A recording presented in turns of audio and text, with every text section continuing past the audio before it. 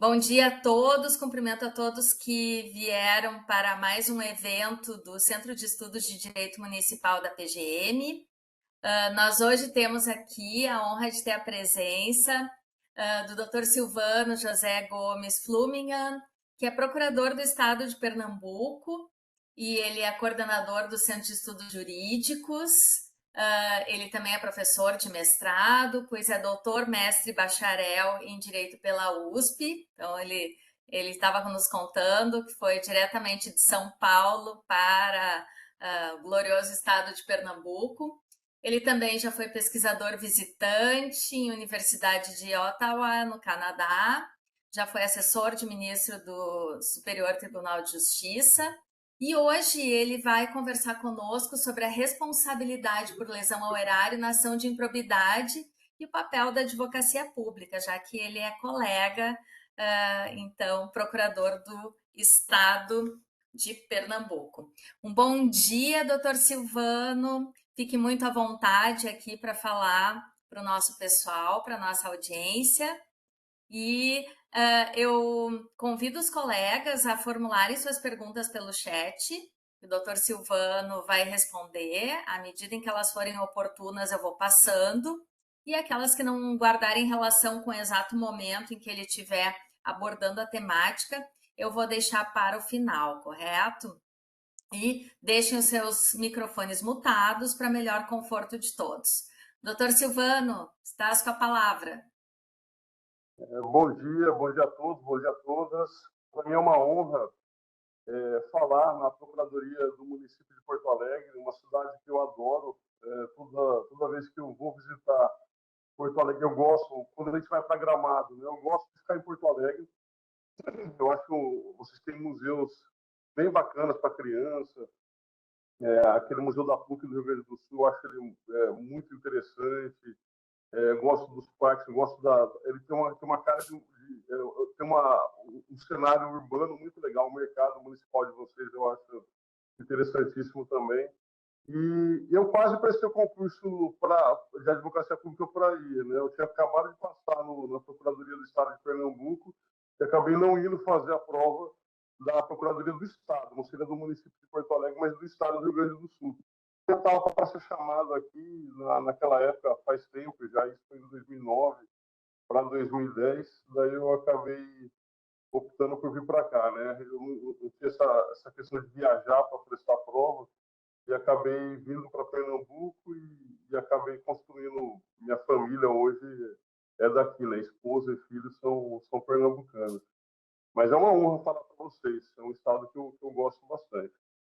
Esse tema, Karen, que você me convidou para a gente abordar, você, o Rafael também, que acho que deve ter feito essa interface, a gente se encontrou Com certeza, foi o Rafael.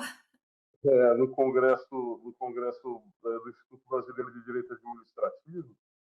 Ele começou justamente lá no STJ para mim, né? Ele não era um tema que eu trabalhava na Procuradoria, né? Na Procuradoria do Estado, até hoje, a atuação dos colegas procuradores na temática da improbidade administrativa, ela é muito mais uma tarefa de auxílio ao MP, quando instado a se manifestar, e em manifestações pontuais de defesa de um ou outro ato de gestor, quando a Procuradoria acaba fazendo esse tipo de tarefa. Agora, a gente não tem uma atuação muito forte no ajuizamento de ações de improbidade. Então, não era um tema que eu trabalhava todos os dias, o que eu tinha vamos dizer assim, aquele ímpeto para poder estudar.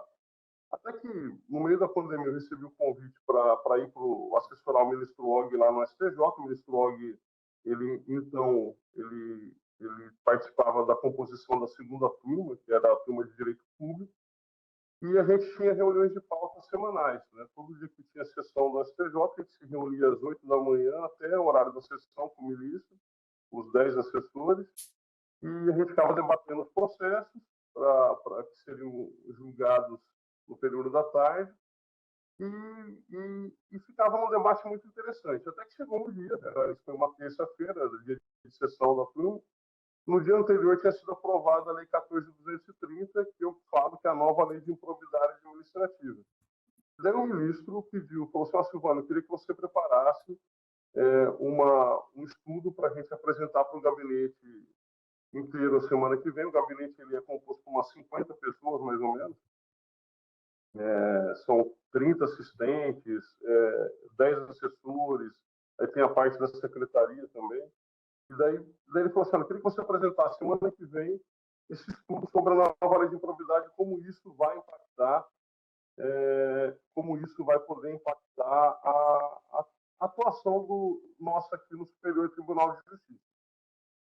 E isso foi, eu preparei, fiquei preparando, acho que deram mais ou menos uns 200 slides naquele momento, e fui apresentar. Depois de umas 4 horas de apresentação na semana subsequente, o ministro falou assim, Silvano, acho que isso aí dá um livro. E a gente fez o livro. Né?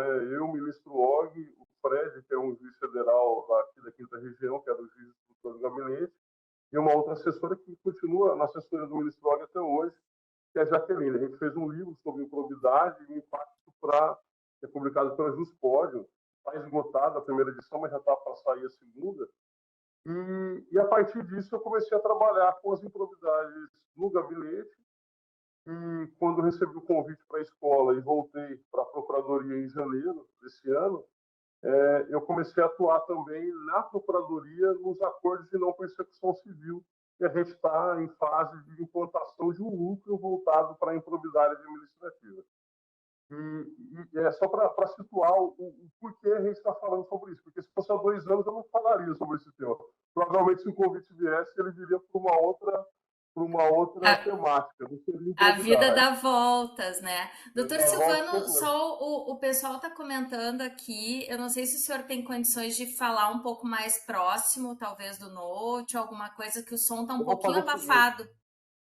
Eu estou falando pelo AirPod. Se ele ficar ruim, eu vou tentar desligá-lo e falar pelo computador. Pode ser. O pessoal está dizendo que está um pouquinho abafado o som. Então, E pronto, realmente não está tão fácil de. Eu entendo bem porque eu tô com fone. Mas o som ele não está com o seu potencial total mesmo. Não está tão nítido. Vou tirar.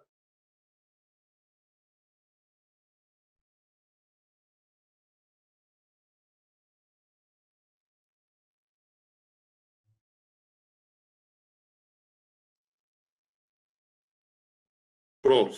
Ficou melhor? Ah, mudou a vida.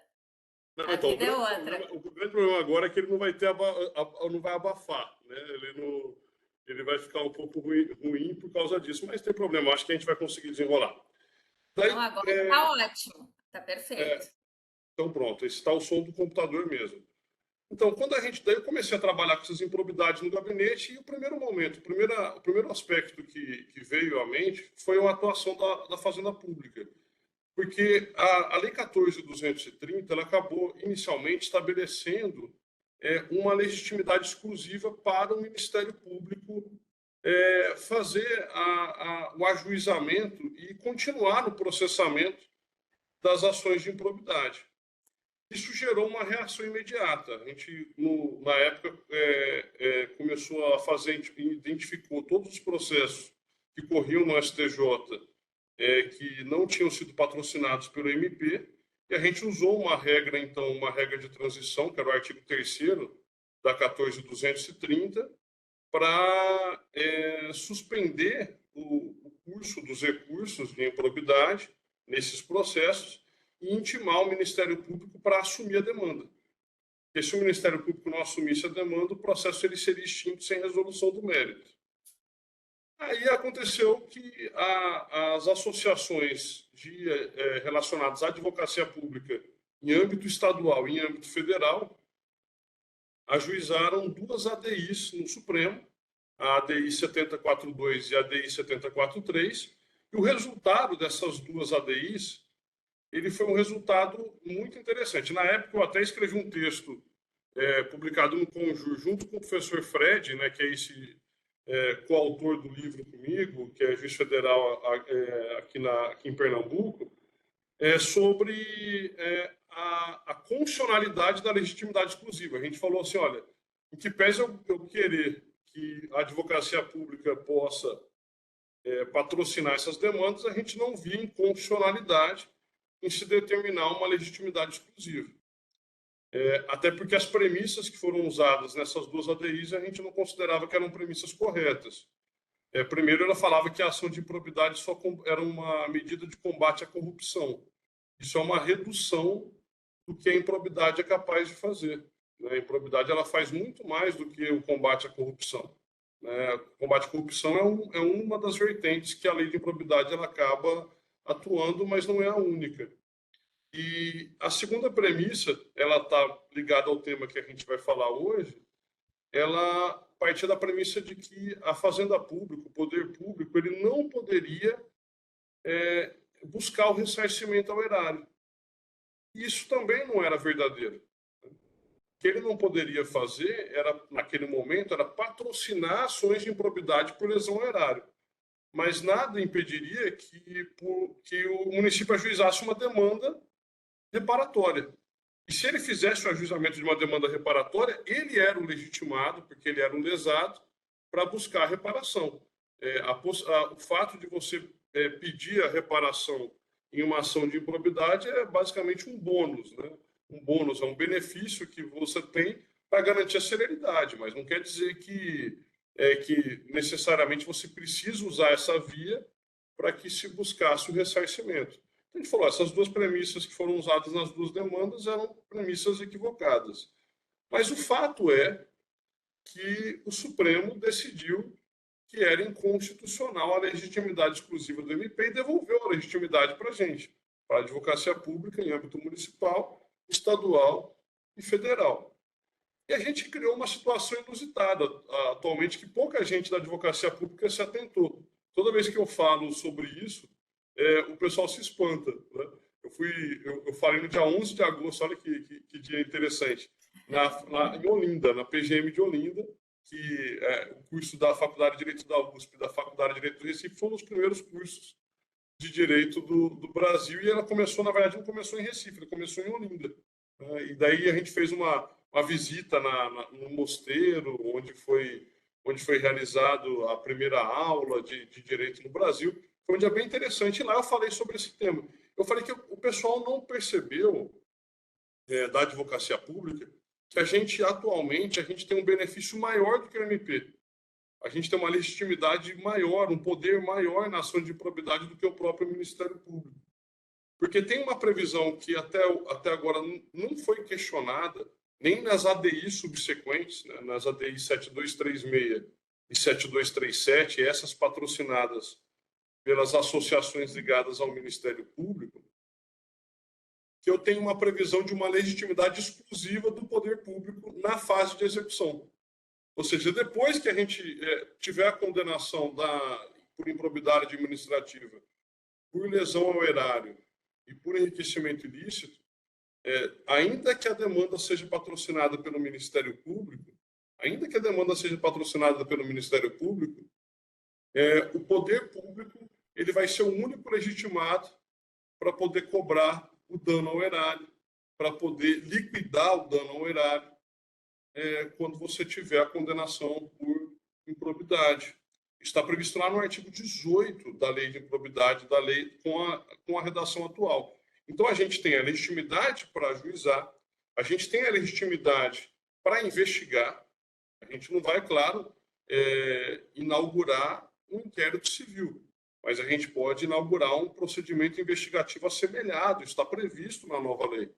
Então, a gente pode investigar, a gente pode celebrar acordos de não persecução civil, isso está nessas duas ADIs da legitimidade. A gente vai ter que ser ouvido em todos os acordos de não persecução civil, a gente precisa ser ouvido em todos, a gente pode celebrar sozinho, precisa ser ouvido em todos, pode ajuizar demandas de improbidade, e quando chegar na fase de execução, a gente tem uma coisa que só a gente pode fazer, que é iniciar a execução, né? Então, isso acabou trazendo para a advocacia pública, com o resultado dessas duas ADIs, um poder muito maior do que o do Ministério Público na ação de improbidade. Só que é um poder que não está sendo exercido, né? Doutor Silvano, deixa eu só aproveitar e lhe perguntar uma coisa. Já que tem essa exclusividade para a gente cobrar o ressarcimento do dano ao erário, que muitas vezes eu posso ter tido algum tipo de desvio do dinheiro, enfim, coisas do gênero que são mais comuns, e as medidas acautelatórias para tentar fazer bloqueio de bens e coisa assim, existe essa legitimidade de forma preventiva lá no início para tentar resguardar que seja efetiva a execução ao final? Isso permanece conosco? Permanece, porque a legitimidade ela é tratada no artigo, ela é tratada no artigo 17, ela é em outras passagens da lei, mas o artigo 16 ele vai falar da indisponibilidade de bens. Né? Isso. E ao falar da indisponibilidade de bens, ele já menciona no próprio dispositivo que ela pode ser antecedente ou incidental. E o fato dela fazer essa previsão de que ela pode ser em caráter antecedente, isso permite que a gente faça esse patrocínio, né, desse tipo de demanda. Que me parece fundamental esse acompanhamento já prévio para não inviabilizar essa legitimidade exclusiva que vem para a gente ao final, né? Eu acredito que sim, né? E é interessante porque mesmo nos acordos de não persecução civil, eu acho que a atuação nossa ela é fundamental, porque o pressuposto do acordo de não persecução civil é que haja reparação integral do dano, né? E daí a única discussão que poderia haver em relação ao poder da fazenda pública em relação a esses casos já foi superado, né? E ele foi superado pelas ADIs propostas pelo Ministério Público, não foi nem pelas ADIs propostas pela Fazenda Pública, porque dava a impressão de que existiria algum tipo de vinculação à conclusão que os tribunais de contas tomassem em relação ao prejuízo ao erário, que isso vincularia o acordo de não persecução civil em relação ao montante da reparação integral. Mas isso esse dispositivo está suspenso e eu tenho a convicção de que ele ou vai receber uma interpretação conforme a Constituição ou vai ser declarado inconstitucional, né? E daí, nesse caso, quem vai poder falar sobre qual é o valor do débito, qual é o valor do prejuízo ao erário? É somente o poder público, né? Somente a advocacia pública que vai poder falar sobre isso. É interessante que recentemente eu fiz um caso desse, eu recebi para poder fazer. Na escola eu fico afastado dos processos, né, aqui em Pernambuco, mas eu estou cuidando dessa parte dos acordos de não persecução civil das improbidades. E daí a gente recebeu um procedimento do Ministério Público perguntando isso, né, qual é o valor da reparação integral. Era de uma questão do servidor. E daí a gente tinha que falar, poxa, para esse caso, qual é a reparação integral? Né? Não é um negócio tão simples assim. Para alguns casos é algo mais simples. Mais matemático apenas de pegar e calcular o que foi desviado. Agora, quando a gente não tem, quando é uma situação de valor inestimável, né? Quando é um dano enfim, a valores não tão simplesmente, não tão de fácil mensuração, né? Já fica, por exemplo, principalmente se a gente fosse pensar, por exemplo, em dano ambiental, né, algo nesse sentido. Como é que a gente vai fazer um cálculo disso, né? E, por exemplo, ou algum tipo de prejuízos não patrimoniais, né? Algum tipo de dano moral coletivo que é possível ser cobrado em uma ação de improbidade, a gente se manifestar sobre esse montante não é algo tão simples assim, mas é a gente que vai ter que falar. A gente que vai ter que falar se a reparação ela é integral ou não é, né? Então, em relação pelo menos, à legitimidade, a gente vê que a gente tem um poder muito grande, né? A advocacia pública ela tem um poder grande que não está sendo exercido. De fato, ele não está sendo exercido. né? E eu acho que a gente não está nem preparado ainda para poder trabalhar com todas as possibilidades em relação a essa legitimidade para cuidar do patrimônio público em relação às ações de improbidade. Um outro ponto que eu acho muito importante em relação a isso, Karen, diz respeito a justamente esses acordos de não persecução civil, que eles têm um potencial muito grande na nova lei. A gente pode celebrar antes do ajuizamento, embora que seria o natural, né, para evitar a ação de improbidade, mas eles podem ser celebrados no curso do processo de improbidade e podem ser celebrados, inclusive, depois da condenação. Isso já foi referendado pelo STJ. Teve um caso do ministro, que foi de relatoria do ministro Gurgel, da primeira sessão do Superior Tribunal de Justiça, que o ministro Gurgel ele falou sobre a nova lei, ele avançou na nova lei para homologar, né, e os outros ministros acompanharam. Ele falou o seguinte, falou assim, olha, se eu posso celebrar depois da condenação, por que eu não posso celebrar no recurso especial aqui no STJ? Ele falou, se eu posso celebrar depois que o camarada foi condenado, eu vou poder celebrar em grau de recurso também, né? E isso é interessante porque é o seguinte, porque a gente tem agora uma colegitimidade do Ministério Público e da Fazenda Pública. E pode acontecer desses colegitimados não concordarem. Esse que é o grande ponto, né? E se não tiver essa concordância, a gente vai ter um leque que a lei não responde e a gente ainda não tem uma resposta do Poder Judiciário. O juiz pode homologar? Eu entendo que ele possa homologar. Só que a parte que não concordar, vamos pensar que seja a advocacia pública, ela vai poder recorrer. Ela vai poder recorrer de uma homologação de um acordo de não persecução civil. E ela pode recorrer sobre várias situações, mas a que eu considero a principal é justamente a lesão ao erário. Porque se ela não concordar com o que o Ministério Público entendeu como sendo a reparação integral, existe um dever da advocacia pública de interpor o recurso contra a homologação de um acordo de não persecução civil.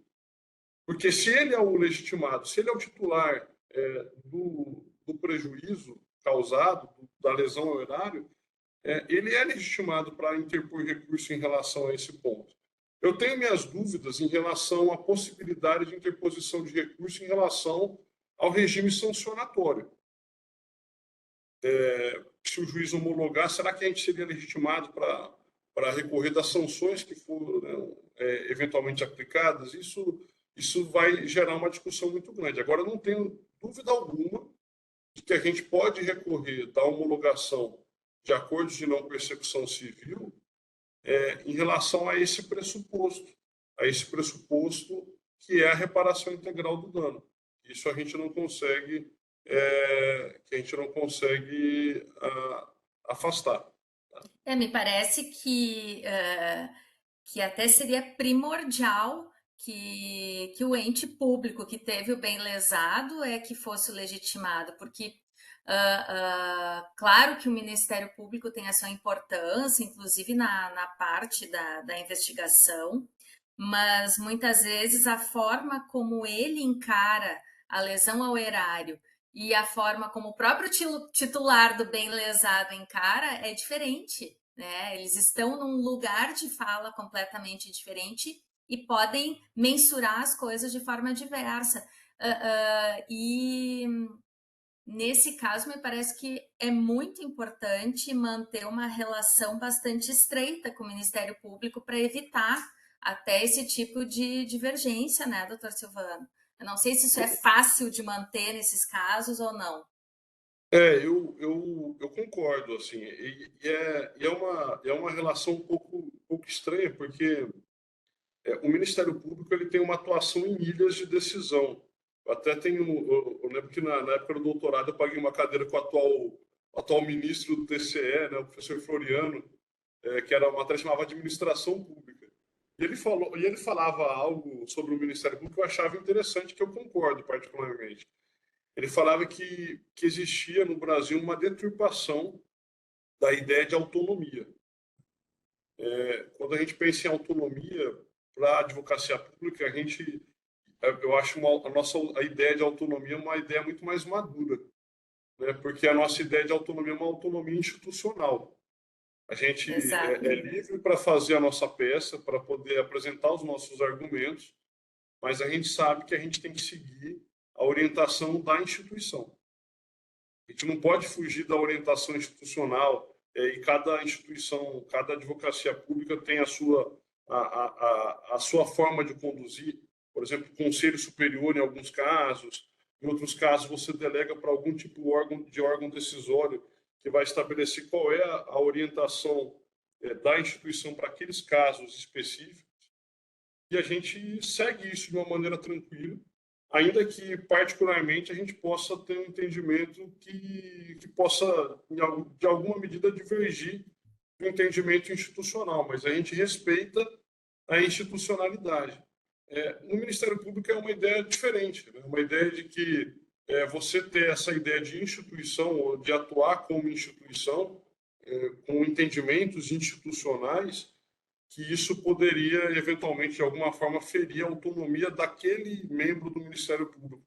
E isso é uma deturpação do que vem a ser a autonomia. Sim, muitas vezes seria quase uma compreensão de que cada membro do Ministério Público é, nele próprio, a própria instituição, né? Podendo, então, ter uma visão completamente diferente de todos os demais membros, né? Acho que é nesse sentido. E que não é o correto, né? Não é uma visão institucional da função ministerial. Eu acho que esse que talvez seja alguma dificuldade que a gente venha a ter. Mas, de qualquer forma, mesmo com esse tipo de comportamento e de concepção de própria atuação que a gente verifica, a gente sabe que existem as orientações dos grupos de trabalho, né? Por exemplo, as procuradorias do patrimônio, elas têm uma espécie de coordenação e atuação, de alguma forma, uma atuação conjunta. Então, é possível a gente ter diálogo em relação a essas coordenadorias. E tem, né? A gente consegue ter. Quando você começa a atuar e designar procuradores municipais, estaduais, federais, membros da AGU, para poder fazer uma atuação específica para essa área, você acaba criando esse caminho, né? Esse diálogo entre esses agentes públicos. Mas é interessante também que eu percebi, eu não sei a realidade do Rio Grande do Sul, mas em Pernambuco eu posso falar porque aqui eu estou vivendo essa realidade. Eu não percebi uma alteração nas resoluções do Ministério Público após a nova lei de improbidade. Eles estão atuando ainda como se fosse naquela sistemática anterior e não perceberam esse aumento do papel da advocacia pública. Então, eu acho que a gente precisa, de fato, ocupar esse espaço e abrir esse canal de diálogo com o Ministério Público para que seja, inclusive, eventualmente revisadas essas resoluções de como celebrar acordos de não persecução civil, a participação da Fazenda Pública e da Advocacia Pública nesses acordos, como é que vai funcionar essa situação da legitimidade exclusiva. Porque eu lembro que quando eu falei com alguns promotores do patrimônio sobre a legitimidade exclusiva, eles não conheciam essa situação. Eles não sabiam que existia essa previsão. E a mesma coisa aconteceu com os juízes da Fazenda. Eu e o Fred, esse meu colega de escrita, né? A gente deu 4 cursos já na Escola Superior da Magistratura daqui de Pernambuco. E 2 foram para magistrados. E daí, nos 2 para magistrados, a grande maioria era o pessoal que atuava nas varas da Fazenda Pública, e o pessoal não sabia disso. Falava assim, poxa, eu tenho que intimar então a Fazenda Pública depois de eu dar uma decisão? Tem. É preciso que haja intimação do poder público para que o poder público possa exercer essa competência exclusiva. E existe um risco muito grande para a gente, porque o que a lei de improbidade fala em relação a essa legitimidade exclusiva na fase de execução é que esse prazo de 6 meses ele conta do trânsito em julgado. E me parece óbvio talvez pareça também para mais alguém que esteja aqui dialogando com a gente, que eu só vou poder contar esse prazo a partir do momento que eu tenho ciência de que ele existe, né? Ou seja, Com certeza. você precisa de uma comunicação para que isso aconteça.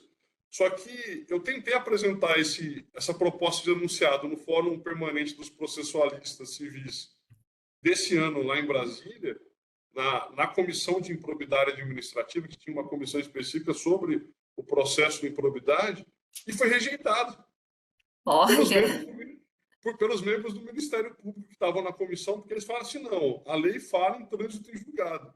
Então, a gente tem que, teoricamente, acompanhar ou adivinhar que existiu um trânsito em julgado para que a gente possa exercer essa competência. Por isso que eu acho que é importante a gente ter uma difusão dessa ideia ou dessa situação que a gente tem uma legitimidade que o MP não tem e que não está sendo exercida no Brasil inteiro. Né? Não é só Estranho o Ministério Público discordar dessa necessidade de intimação quando ele deveria aderir a essa necessidade, já que há um intento comum de tentar preservar a moralidade administrativa, o patrimônio público e tudo mais, né?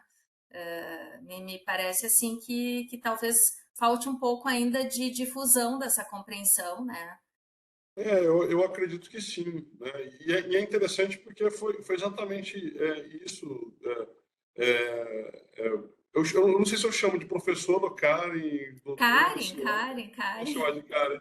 Então, que inclusive quem falou isso, um dos que discordou, foi um promotor que eu tenho uma admiração profunda do ponto de vista intelectual, que é um gaúcho fantástico, que é o professor Hermes Zanetti Júnior. Ele é gaúcho, mas é membro do Ministério Público do Espírito Santo. Sim, é meu contemporâneo de mestrado, meu amigo. Então, eu acho o Hermes fantástico. E ele estava na comissão. Eu vou perguntar para ele isso. Ele esteve aqui há poucos dias, inclusive aqui no CEDIM, palestrando para a gente sobre o processo estrutural, direito dos desastres.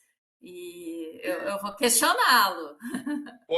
Pode questionar. Ele teve essa posição, né, de rejeição, mas eu entendo assim, a ideia.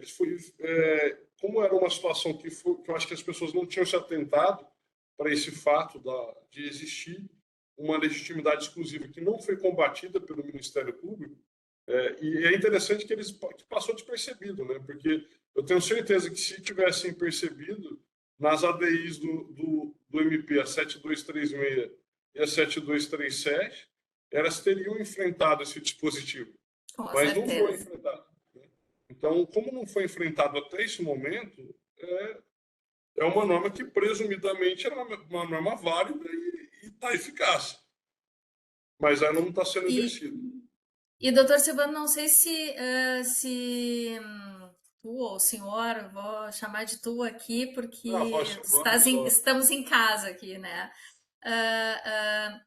No âmbito prático, o que tu já vislumbraste nesse novo cenário? Passou algum caso importante, ou agora tu relembra alguma situação pretérita em que se houvesse essa exclusividade, se poderia ter tentado recuperar aquilo que houve de lesão ao erário e talvez não tenha sido feito, ou por não haver essa disposição da legitimidade exclusiva, ou por não haver uma estrutura especificamente criada para esse fato, ou por não haver consciência, enfim, tu vislumbraste isso em algum caso pretérito, mesmo que não tenha sido, obviamente, de Pernambuco, mas alguma coisa no cenário nacional.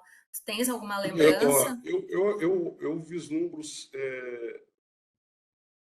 vários aspectos. O primeiro aspecto que me lembra, que é um caso que chama atenção, eu acho que os casos da Lava Jato, em especial, a gente teve uma grande discussão sobre os danos não suscetíveis de avaliação econômica, os danos coletivos.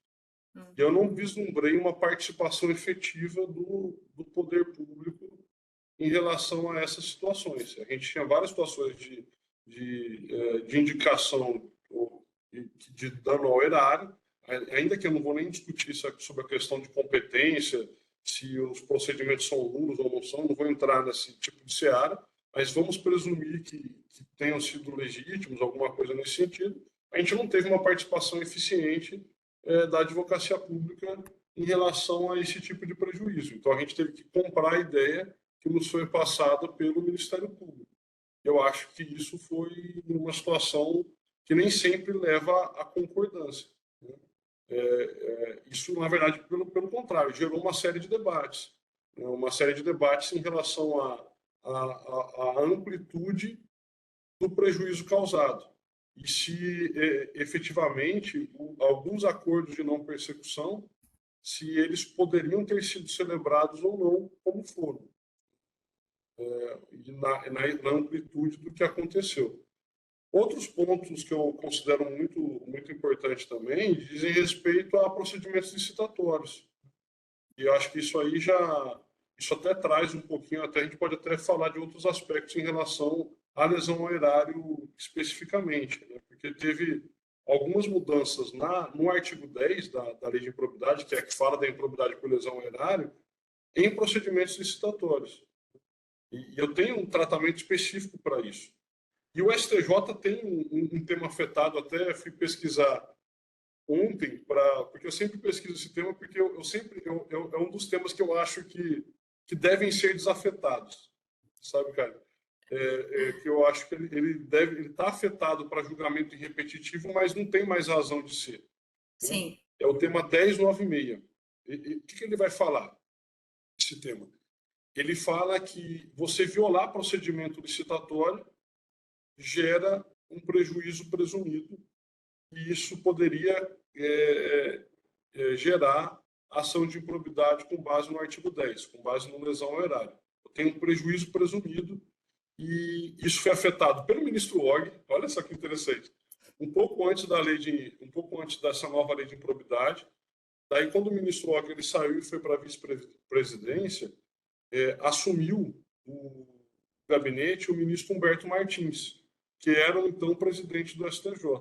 Ele que assumiu. O ministro Og ele sai, quando ele vai para a mesa diretora, ele deixa o gabinete que ele estava. Ele sai daquela. E pode voltar para o mesmo gabinete, pode voltar para qualquer outro gabinete do Superior Tribunal de Justiça, né, quando acabar o mandato de 2 anos. Mas daí o ministro Humberto assumiu. Daí ele assumiu também a relatoria dos repetitivos. Essa é a sistemática do STJ. E está uma coisa meio estranha, porque o ministro Humberto ele saiu da segunda turma e foi agora para as turmas de direito privado. Acho que eu não sei se ele está na terceira ou está na quarta turma agora. Só que consta no sistema do STJ que ele ainda é o relator desse processo repetitivo. Consta ainda ele como relator, o ministro Humberto. Eu pesquisei isso ontem para a gente poder ter esse diálogo aqui. E na época eu sempre defendi, já logo depois da lei de improbidade, que esse tema ele deveria ser desafetado. E não é algo novo, né? Você tem um tema que é afetado, depois ele é desafetado. Em relação à fazenda pública mesmo, a gente quando teve uma mudança da lei de recuperação judicial e falência e uma disciplina sobre penhoras em execução fiscal de pessoas jurídicas em recuperação judicial, tinha uma afetação do ministro Mauro Campbell, e o ministro Mauro Campbell falou, olha, mudou a legislação, houve perda do objeto e desafeta o tema. Teve isso daí, no caso da TIM, a primeira recuperação judicial da TIM, um caso bem emblemático, aconteceu isso. Então, não seria uma novidade para o STJ desafetar esse tema. Para mim, esse é um tema que tem que ser desafetado, né? Porque eu não posso fazer uma presunção de prejuízo ao erário, mas eu não tenho mais como fazer isso. A redação atual, ela fala em efetiva, de lesão ao erário, efetiva e comprovada.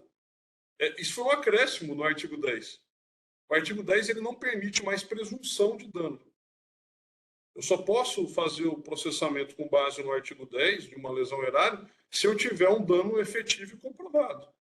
Se eu não tiver dano efetivo e comprovado, ainda que seja em procedimento licitatório, que essa é a causa de afetação do tema 1096, isso poderia até gerar outra modalidade de improbidade. Tem uma modalidade de improbidade que ela está prevista no artigo 11, né, por violação de princípios, por desrespeito a procedimento licitatório, mas daí é por quebra de impessoalidade. Sim. Então, se você tiver a quebra de impessoalidade, você tem a incidência do artigo 11. Agora, se você não tiver dano comprovado, efetivamente comprovado, você não pode fazer enquadramento no artigo 10 por lesão ao erário. E essa é uma mudança profunda também, que a gente vai precisar analisar. E o que é efetivamente um dano efetivo, efetivamente comprovado de lesão ao erário, né? Isso vai abrir um leque para a defesa do agente acusado de improbidade muito grande. Ele pode falar, por exemplo, que não teve prejuízo. Essa é uma defesa possível. Fala, beleza, eu descumpri o procedimento licitatório, mas não teve prejuízo. Esse é o preço de mercado. Essa é uma das grandes críticas a essa mudança, né? Porque, de um lado, nós temos temos muita gente e uma grande parte da advocacia que se ressentia com essa proliferação das ações de improbidade com base em violação de princípios e muitas vezes sem uma forte comprovação do que exatamente efetivamente tinha sido violado. Né? Era apenas assim uma acusação abstrata. Não de todos, né? Mas às vezes acontecia. E, de outro lado, nós temos, principalmente por parte do Ministério Público, uma resignação, porque muitas vezes a gente realmente não há uma comprovação de dano, mas se entende que há alguma coisa que está em descompasso com a questão de probidade, enfim, da conduta que deveria ser adotada, seja pelo gestor público, seja por um licitante ou por alguém que interage com a administração pública, né? Então, eu acho esse um tema bastante sensível, mas me parece mais racional que eu tenha que quantificar, que tenha que ser algo mais materializado, sob pena de realmente obstaculizar a defesa, né? Do que se vai se defender? Como tu mesmo disseste, se não teve dano, né? Se houver um dano e ele for de aspecto, digamos assim, imaterial, a probidade administrativa ou é uma conduta que a gente sabe que não é desejada de um licitante. Eu não quero ter licitante que tem esse tipo de conduta porque ela tem uma torpeza intrínseca. Eu vou ter que quantificar o que houve de lesão. Para ajuizar com base no artigo 10, sim. Porque agora a gente tem uma outra peculiaridade no procedimento de improbidade, e isso também é uma divergência realmente que eu tenho com a opinião do professor Hermes, tá? Que a gente falou dele. Ele até tem um artigo dele na Républica, bem interessante, que é ele e o professor Freire Didier, né? Que eles estão falando qual é a natureza jurídica da ação de improbidade. A gente defende no nosso livro, eu, o ministro Og, o Fred e a Jaque, que a ação de improbidade ela não é mais uma ação civil pública. Então, quando eu dou aula, por exemplo, aqui na Universidade Estadual aqui de Pernambuco, né, eu sou professor daqui também, eu já não falo, eu dou aula de procedimentos especiais, eu não coloco a ação de improbidade dentro da tutela coletiva. Eu falo dela como uma ação de processo sancionador não penal. Eu falo que é uma modalidade de processo sancionador não penal e que ela inaugurou um novo microsistema, 14230, um microsistema de processo sancionador não penal, com princípios e sistemáticas próprias. Né? E isso foi interessante porque tem várias passagens, a gente pode até depois, não era o tema, a gente pode até um momento avançar para esse ponto. Mas daí o Hermes ele defendeu nesse artigo por que ela é uma ação de improbidade. E foi um diálogo. E o Didier defendendo porque não é uma ação, por que é uma ação civil pública, o Hermes defendendo, porque ainda é tutela coletiva, e o Freire Didier defendendo porque não é, porque não seria. Um texto falando sobre isso. E daí, o Didier ele faz referência a esse trabalho, essa afirmação que a gente fez no nosso livro. Ele fala assim, quem defende também que não é ação civil pública, né? Que não é mais ação civil pública. E eu acho que o grande ponto em relação a esse debate é que você só vai poder, falando num processo sancionador não penal, você só vai poder fazer uma imputação. Então, o MP, antigamente, né, ele fazia um ajuizamento enquadrando uma conduta em vários tipos. Uhum. E falava lesão ao erário e violação de princípio. Falava, se não der uma, dá na outra. Agora, ele não pode mais fazer isso. Por isso que essa determinação do prejuízo, para ele fazer a afirmação do 10, ele precisa estar muito seguro de que aquilo realmente é caso de lesão ao erário. Então, ele não pode fazer uma afirmação genérica mais, né? Agora, deixa eu ver aqui, eu tenho uma pergunta aqui, professora Karen, da Juliana. Eu estou, na verdade, recebendo várias mensagens. Nós tivemos uma atualização do Webex e os residentes estão em polvorosa aqui, porque não tá, para muitos não aparece o chat. Então, eu vou abrir, tem alguns que conseguem, como a Juliana, e depois eu vou abrir um espacinho para quem tiver com computador com microfone para poder falar. E já aviso que tem um aqui que me mandou pelo WhatsApp. Então, hoje está um pouco conturbado o envio das perguntas em função dessa instabilidade aqui de aparecer ou não o chat. Mas vamos ali para a pergunta da Juliana, se a senhora puder responder. Claro, ela disse que está fugindo um pouquinho do tema aqui. Não, mas não tem problema não. Isso o tema de probidade eu adoro. Pode fugindo sobre a aplicação da lei em relação à decisão da STF sobre o parágrafo 20 no artigo 17 da 8429, sobre a inexistência da obrigatoriedade da defesa judicial por parte da advocacia pública. Como o senhor vê a aplicação disso na prática? Aí ela diz que está considerando que no Brasil, por exemplo, várias PGMs têm uma verdadeira subordinação ao executivo municipal. Então, vamos lá.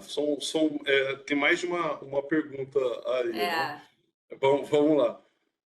A primeira afirmação, assim, eu não vou lembrar, lógico, de cabeça o parágrafo 20 do artigo 17, mas eu acho que eu tenho ideia do que seja pela pergunta.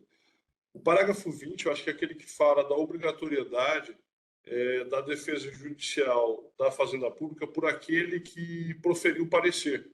Ou seja, se você deu a recomendação para que o gestor público agisse, depois você obrigatoriamente vai ter que defendê-lo em uma eventual ação de improbidade. Ela falou que é isso mesmo. Né? Essa é uma das previsões que foram suspensas, viu, Juliana, em relação a 7236 e a 7237. Né? Teve uma medida cautelar que foi votada pelo ministro Alexandre de Moraes nessas duas ADIs, e isso está suspenso. Né? Essa obrigatoriedade... no site do Planalto está dizendo vídeo ADI 7042 e vídeo ADI 7043. Ela fala a 7042 e 7043 são da legitimidade.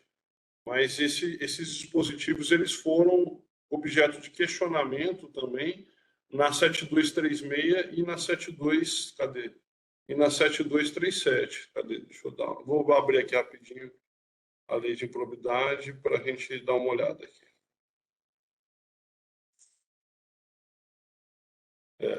Mas eles foram objeto de questionamento.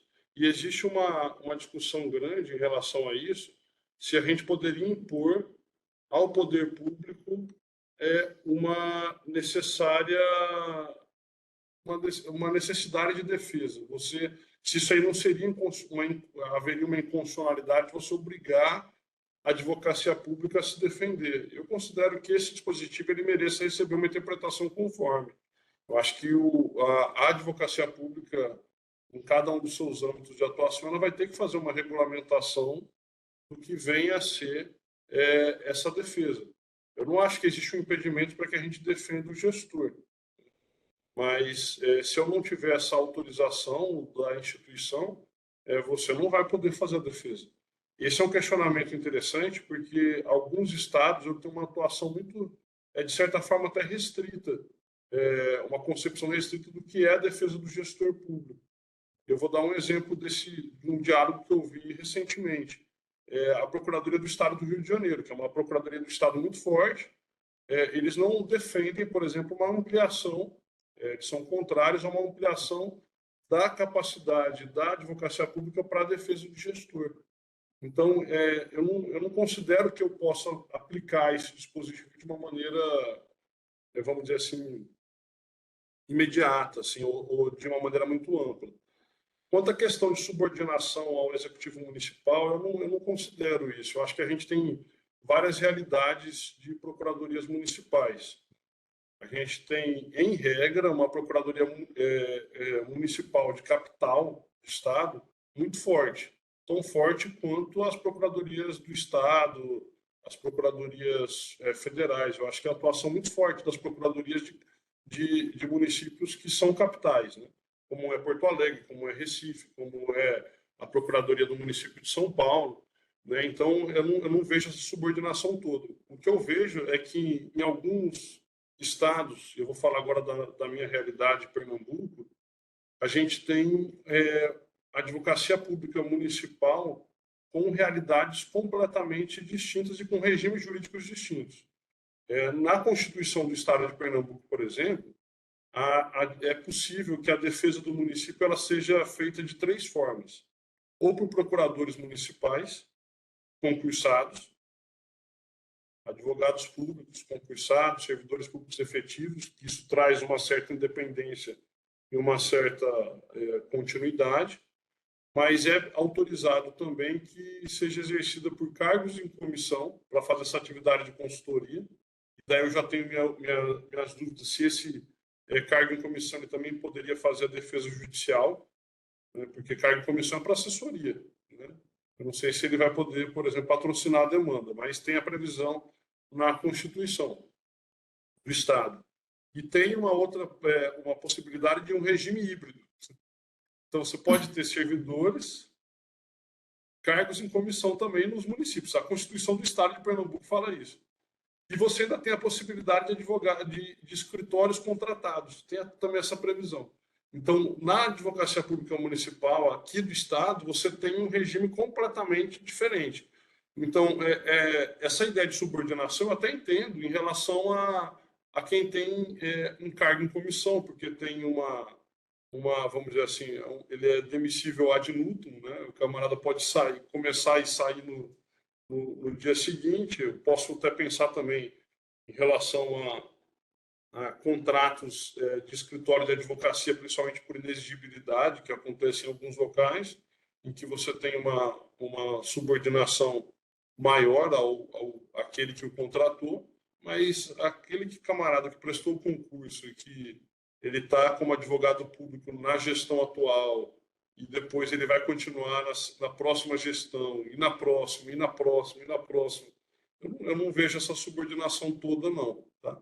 Depende do regime jurídico que a gente está falando, né? Ou talvez daquelas procuradorias muito pequenas, né? Em que eu tenho 1, 2 procuradores, e aí aquela proximidade muito grande com o gestor, ou enfim, com todo o aparato político, né? Ela é muito próxima, né? Em cidades pequenas.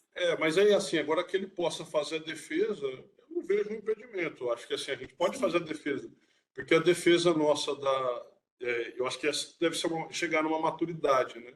Quando você, na verdade, está defendendo o gestor, você não está defendendo o gestor, você está defendendo o ato do gestor. Exatamente. Então, quando você defende o ato, é um dever funcional da advocacia pública. Aqui o Maison, que é nosso residente, ele mandou por WhatsApp a pergunta dele. Ele diz que gostaria de abordar uma questão intrincada que permeia a atuação da Procuradoria no âmbito do microsistema do processo coletivo. A aparente dualidade surge quando a Procuradoria apoia o autor em ações como a popular ou de auxílio ao Ministério Público, ao mesmo tempo em que defende o agente público cujas ações foram previamente respaldadas por seus pareceres em ações de improbidade. Então, ele defende ações de probidade por ações que foram adotadas em razão de um parecer da advocacia pública. Acho que ele está dizendo, a advocacia pública deu parecer, o agente pratica o ato E depois ele, na ação de improbidade, ele acaba auxiliando o Ministério Público, né? Ele diz assim, essa dicotomia é um tanto esquizofrênica. Foi isso que ele colocou. Assim, Não sei se deu para entender a deu para pergunta aqui. entender, eu acho que eu acho que eu entendi. Assim, é estranho, mas não é tão incomum. Não é tão incomum. Eu consigo lembrar de alguns casos em que isso aconteceu já, e não eram em ações de improbidade. Alguns casos que já me deparei na vida funcional. Um dos casos, ele era um caso interessante, que era um promotor que estava sendo processado no exercício da função dele, e a Procuradoria acabou assumindo a defesa dele. E daí depois teve o mesmo caso teve uma repercussão que gerou um pedido de indenização em face do Estado. E daí você teve a atuação de um outro colega que foi no sentido contrário. E faz parte isso, né? Que a gente pensa nessa atuação. Eu lembro, por exemplo, de outros órgãos, o Ministério Público. Você tem um promotor, às vezes, que o Ministério Público atua no processo como parte e como fiscal da ordem jurídica. Não é incomum você ter um membro do Ministério Público defendendo X e depois o MP é intimado como fiscal da ordem jurídica e ele, no parecer, faz um parecer contrário ao do colega do MP e faz o parecer por Y. Né? Então, isso acontece. Né? E do ponto de vista histórico, a nossa carreira, a carreira da advocacia pública, ela tem origem no Ministério Público. A gente começou no Ministério Público e saiu. Né? Tanto é que quando eu pego processos antigos nossos da Procuradoria do Estado, que ainda correm, né, infelizmente, uma distorção do sistema, tinha atuação nossa que era feita por promotor. Então, porque na origem era mesmo. E até Nossa! Mas um mas o negócio. CNJ não fez nada ainda para esse processo ser finalizado, não entrou nas Mas prioridades. já aconteceu. O negócio, essa origem ela é tão forte, cara, que a escola do MP ela ocupa 2 andares do prédio da Procuradoria do Estado aqui em Pernambuco. Sabia disso, não? Aí você tem lá o nome, Nossa! Procuradoria MP, né? A gente ocupa do primeiro ao terceiro e depois do sexto, o sétimo e oitavo. A Procuradoria ocupa o quarto e o quinto andar, que a escola do MP fica no prédio da Procuradoria, porque era tudo junto, né? A gente trabalhava há Ah, muitos que anos isso, né? Bem curioso. antes de eu entrar. Era muito. Porque era uma atuação. E acontece, de vez em quando acontece mesmo. Viu? Eu não acho nada. Assim, não é comum, não é adequado, não é esperado, mas acontece. Não tem problema. Não vejo um grande problema em relação a essa. Eu só vou eu só vou perguntar, e tem uma outra questão aqui que deixa eu experimentar se a mãozinha está funcionando para levantar a mão. Aparece para ti uma mão Parece, levantada? parece, Aparece? Ah, parece. tá. Então eu vou pedir que alguém que esteja com microfone, que esteja sem chat, se quiser fazer uma pergunta, que levante a mão, que eu passo a palavra para fazer a pergunta oralmente. Caso não tenha conseguido pelo chat, não tem o meu WhatsApp. Alguém, por favor, se quiser, se manifeste. Dou-lhe uma, dou-lhe duas. Eu acho que não, acho que foram contemplados eles, acho que eles conseguiram pelo chat e pelo WhatsApp. Então, A Juliana depois ela complementou que quando ela se referiu à subordinação foi justamente pensando nos casos que ainda tem aqui no Rio Grande do Sul e municípios muito pequenos que não têm carreira de procurador municipal. agora sim, só para a gente finalizar ou avançar, né, um pouquinho, a gente tem que lembrar que ressarcimento ao erário não é sanção, tá? Isso a nova lei deixa isso para a gente bem claro. Quando a gente está falando de lesão ao erário, ressarcimento é uma restauração da situação ao momento anterior à ocorrência do ilícito.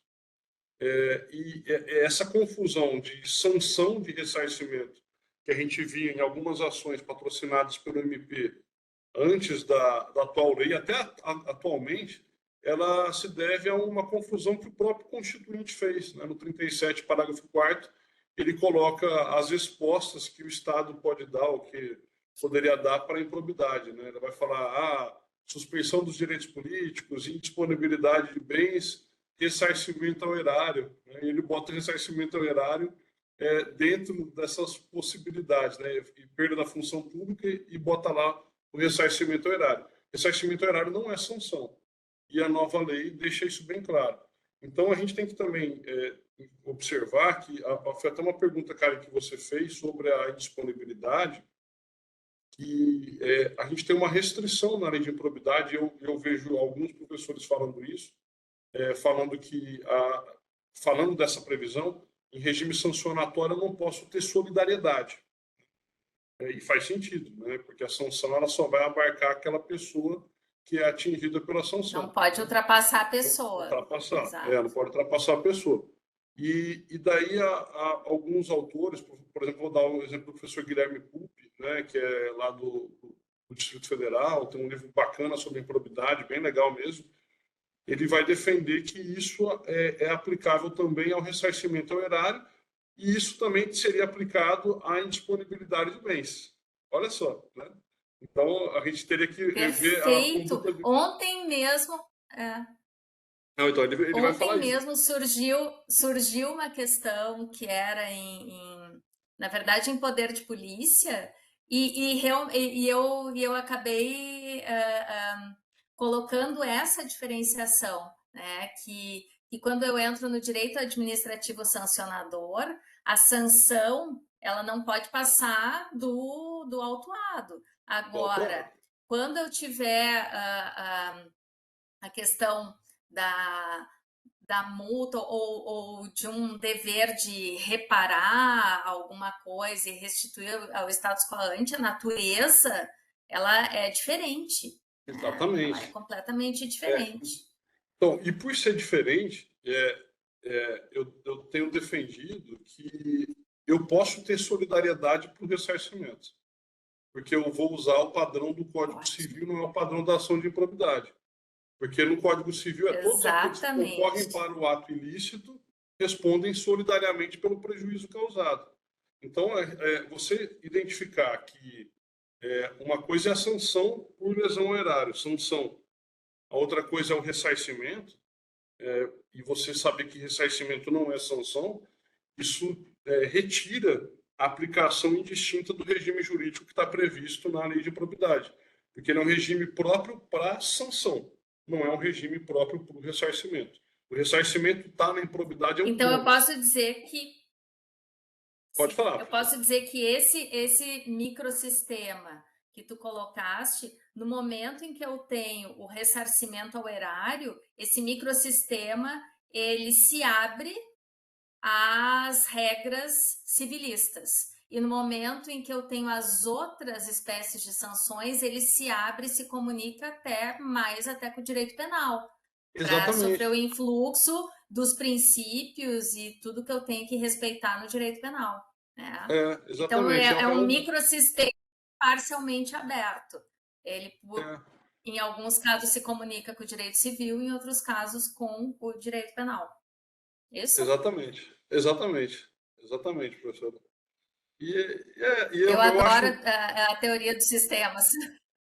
Que a gente usa. As pessoas acham muito teórica e eu acho que isso dá uma solução prática para tanta coisa do direito.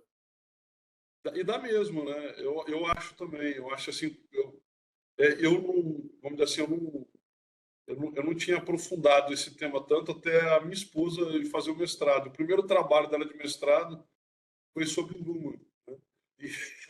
E daí teoria dos sistemas e tal. E daí ela pegou e começou a falar tanto sobre Luhmann e tal, que eu falei, caramba, eu vou ter que estudar porque eu estou me sentindo um peixe fora do aquário aqui. Deixa eu tentar entender. Mas eu gosto mais da abordagem que o Klaus Wilhelm Canaris faz.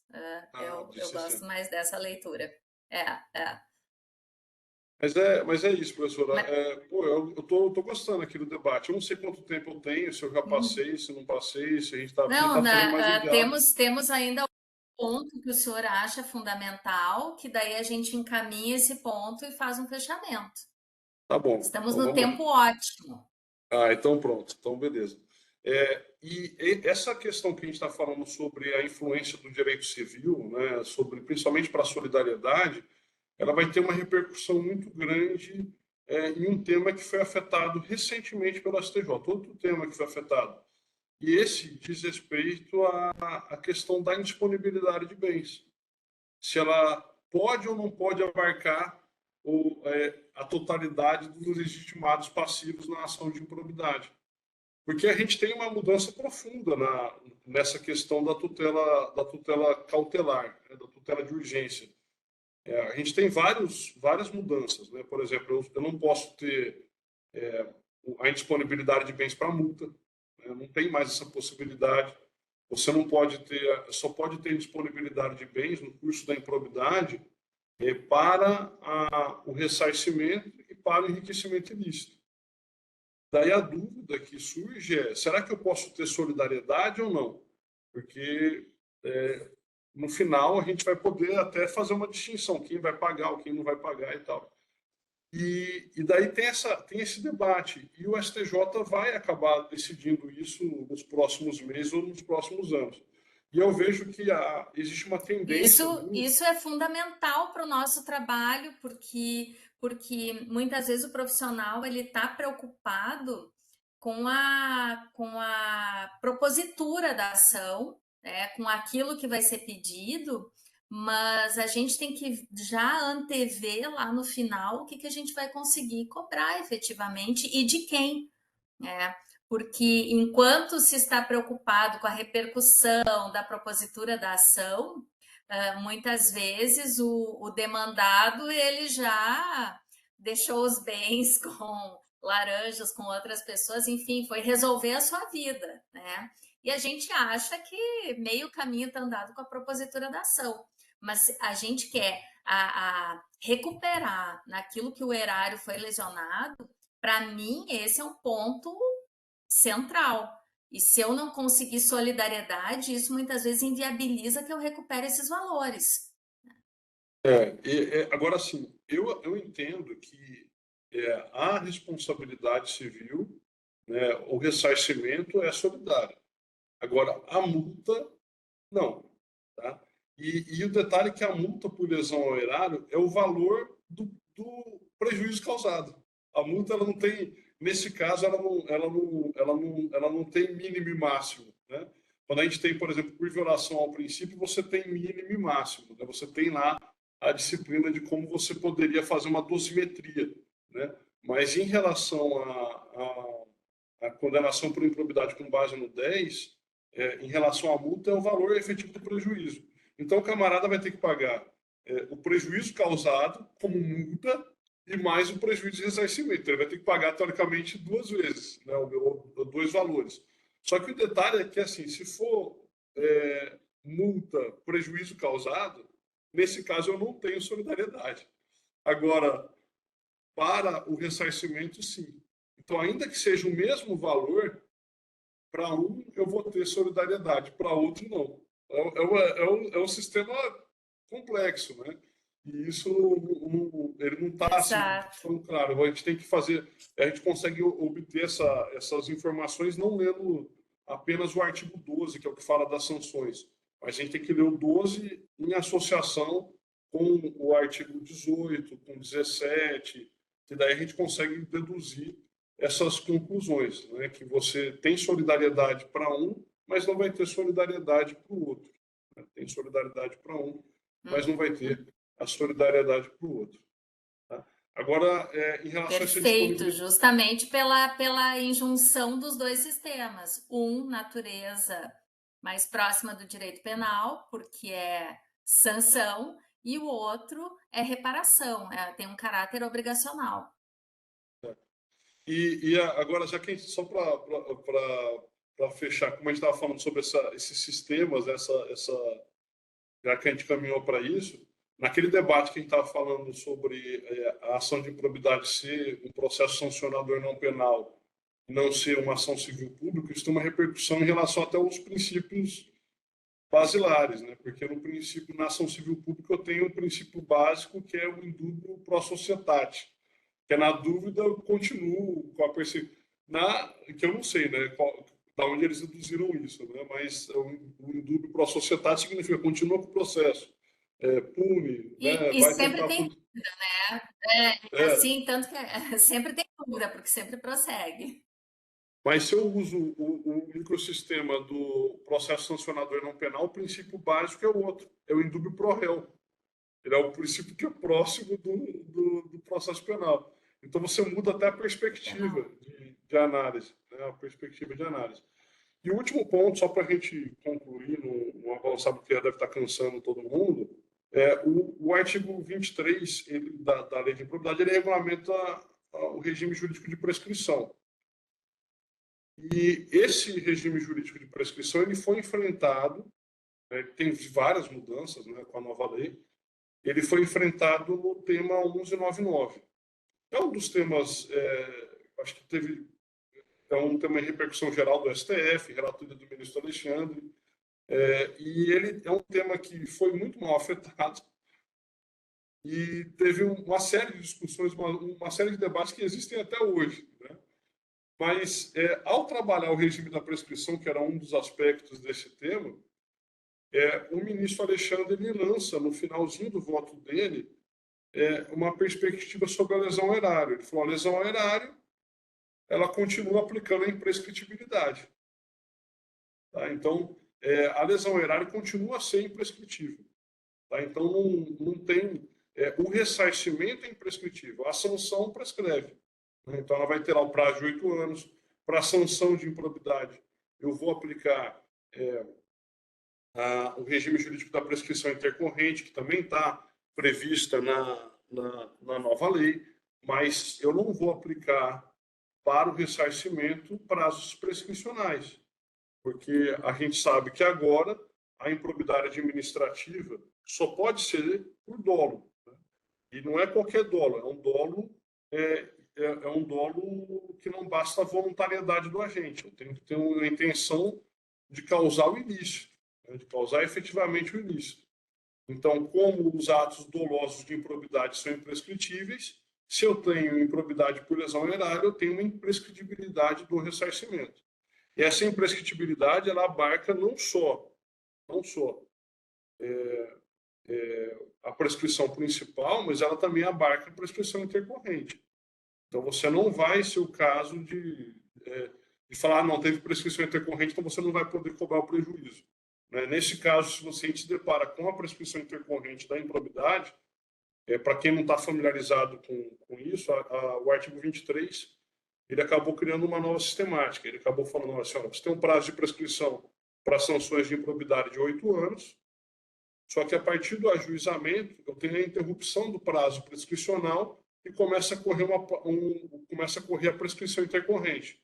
Essa prescrição intercorrente ela vai ser contada pela metade, ou seja, vai ser 4 anos, com vários marcos interruptivos. Sentença condenatória, acórdão condenatório, no Tribunal de Justiça, no Tribunal Regional Federal, acórdão condenatório no Tribunal, no Superior Tribunal de Justiça e acórdão condenatório no Supremo Tribunal Federal. Então, 4 anos entre uma ou outra etapa. Se a gente chegar a ter uma ação de improbidade com base no artigo 10, né, ou você chegar a ter a prescrição intercorrente, o que o magistrado deve fazer? Ele deve converter a ação de improbidade em ação civil pública. Tem essa previsão na lei de improbidade. Esse é o procedimento que ele deve fazer. Ela deve ser convertida em ação civil pública e ele deve buscar o ressarcimento. O ressarcimento vai continuar, porque o ressarcimento ele é imprescritível. Tá? Então, daí, se depara com a prescrição intercorrente, prescreve as sanções. Então, não é mais ação de improbidade, é só ressarcimento. Se é só ressarcimento, tem que converter a demanda em ação civil pública. Esse acho que era um dos últimos aspectos para a gente poder debater. Esse ponto é importantíssimo para a gente perceber que o fato de uma ação ter ficado parada eventualmente, que nem tudo está perdido, né? Tentar dar o prosseguimento quando tiver o aspecto do ressarcimento, a gente cuidar bem isso, a natureza que tem esse ressarcimento e a imprescritibilidade. Eu acho essa diferenciação fundamental, doutor. Muito boa essa colocação mesmo.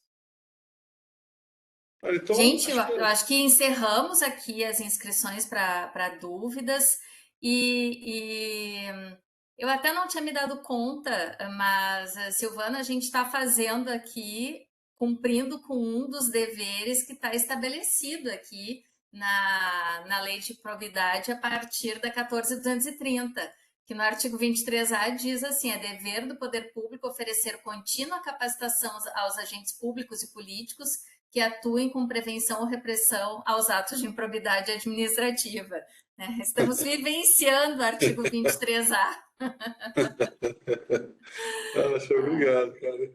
Olha, eu Silvano, quem achei sabe um dia tu voltas presencialmente para esses pagos aqui para conversar mais com a gente sobre isso. A tua colocação muito didática, acho que de muita utilidade para o trabalho da advocacia pública. Foi excelente a tua palestra. Eu acho que trouxe diferenciações importantíssimas.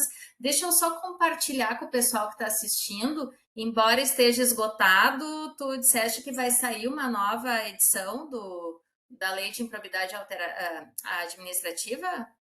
vai sair. Vou compartilhar aqui. Na verdade, o que está faltando é a minha parte da conclusão. Né? Todo mundo já terminou. Eu estou terminando a minha parte que está faltando. Mas vai sair. Eu acho que ainda sai esse ano ainda. Então, se correr bem, sai esse ano. Então aqui da editora Juspodium, com prefácio do ministro Mauro Campbell Marques e a apresentação do Fred Didier Júnior. E a participação, então, do ministro Og, do seu colega Frederico, então, né? A Jaqueline, ela ainda é assessora. Também colega? É colega. Não, ela não é da advocacia pública. O Fred, ele é juiz federal, só que ele era o Frederico, juiz instrutor do gabinete, e daí ele saiu para terminar o doutorado. Daí ele saiu para terminar o doutorado, professor da Federal de Pernambuco também. E a Jaqueline, ela é assessora do ministro Og há muitos anos. Foi assessora do ministro, se não me engano, do ministro Cássio Meira também, da ministra Eliana Calmon, e atualmente, há alguns anos já, ela é assessora do ministro Og para as demandas de improbidade na vice-presidência. E daí a gente escreveu esse livrinho. Torcer pela conclusão da tua atualização ali, porque isso dá um mix importante, né, nesses comentários, já que tem a visão de quem trabalha no judiciário, de quem já trabalhou assessorando o judiciário, mas que está na advocacia pública. Então, vamos aguardar aqui essa nova edição. Obrigado. E já, obrigado pelo marketing, pela propaganda. Não, mas é interessante a gente saber as obras e também entender quem fez, né, o que pensa quem fez a obra, para a gente também saber onde consultar, né, ir numa biblioteca, alguma coisa assim. Acho sempre importante, principalmente, dar essa orientação aqui para os nossos residentes, para que saibam buscar fontes seguras, né, e entender como é que se deu essa produção, qual a expertise que tem alguém que produziu os livros, porque a gente tem uma gama muito grande de produções, né, então a gente sempre procura identificar também de onde veio o posicionamento de alguns autores, de onde saíram aquelas ideias. Acho bem importante isso.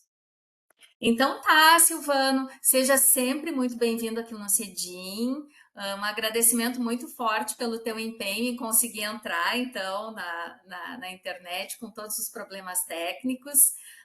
Agradeço a todos que estiveram presentes hoje, pelas excelentes dúvidas e colocações, pelo debate que foi oportunizado de forma tão tranquila, a nossa conversa, Silvano. E te aguardamos para outras ocasiões e também para escrever para a nossa revista da Procuradoria. Aqueles que estão assistindo e que não são da PGM, acompanhem a PGM nas redes sociais, que a gente está sempre divulgando os eventos aqui do Centro de Estudos da PGM de Porto Alegre.